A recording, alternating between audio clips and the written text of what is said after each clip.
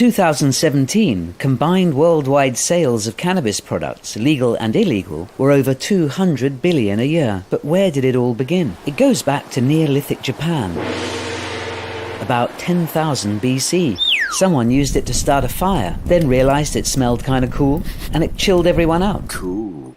For Japan, it was spiritual. In China, it was useful. Medicine, rope, soup, clothes from hemp, and weapons. Hemp bowstrings were more powerful. Perhaps it was the first time cannabis killed anyone. 2727 BC, Emperor Shennong, father of Chinese medicine, wrote the first fan letter to cannabis. He called it Ma. He died experimenting on himself. 1,000 years later, Indians called it Bang. They smoked it. Egyptians drank it in tea. But inhaling was the preferred means of consumption worldwide. In 480 BC, Herodotus saw the Scythian tribe, said to be the most uncouth and savage in the Middle East, inhaling the vapors of hemp, both as a ritual and for their own pleasurable recreation. The first smoking pipes in Ethiopia around 1320 contained traces of cannabis. In 1545, the Spaniards put the ma into manana and started growing huge tracts in Chile. It traveled north to Richmond, Virginia, growing on the shores of the Potomac, spreading to what is now Washington, D.C. 1619, law was every plantation in Virginia had to grow cannabis, known as Indian hemp, mainly for rope, but they smoked it as well. Pipe of peace. Perceptions of cannabis began to change. It was becoming a threat to the power elite. And Washington, D.C. was the place America began to outlaw the drug, making it a prescription-only medicine in 1906. By the 1920s, laws were tightening, thanks to lobbying by the beer industry and Harry J. Anslinger, first head of the U.S. Bureau of Narcotics. They called him Harry Party Pooper. In slave labor colonies like India, Brazil and Singapore, cannabis was labeled the shirker's drug. So high. Cocaine was promoted as the worker's drug, increasing stamina and concentration by as much as cannabis reduced it. Government-funded movie Reefer Madness showed how a single puff of weed drives men and women to wild psychosis. Cannabis regulation tightened and tightened. It was finally banned in 1937, in case it turned the nation's youth into communists.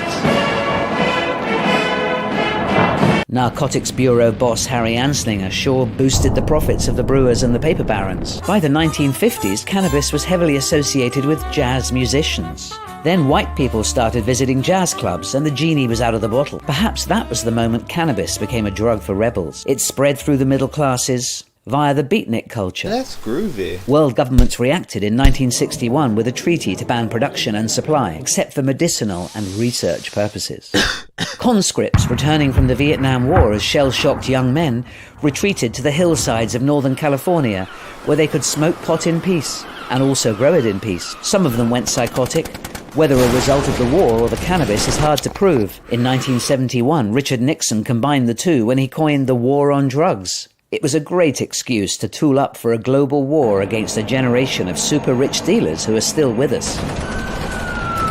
While the US was destroying cannabis crops, a new era was dawning. In 1976, the Dutch government decriminalized, which was great for dealers. Yay! Cannabis was legal to possess, but illegal to sell. Perfect.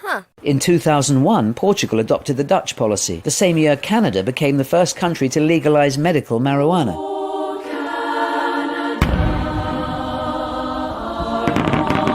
A dozen US states followed, including California, and by 2015, Washington, D.C. made it legal to use, but not to sell.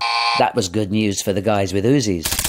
By 2020, medical marijuana sales are forecast to be 17 billion a year in the USA alone, and illegal sales at about 40 billion. It's legal by then, which is also possible. 2015, Uruguay became the first country to legalize recreational marijuana. June 2018, cannabis-infused beverages are overtaking wine sales in Oregon. Americans rejoiced when the FDA approved Epidiolex for treating epilepsy. In the UK, sufferers begged for the same cannabinoids. October 2018, Canada legalized recreational use, joining 9 US states and Washington, D.C. Looks like prohibition will turn out to be a temporary phenomenon. Researchers say there are many more medical benefits to uncover. It will be a $1 trillion industry. Once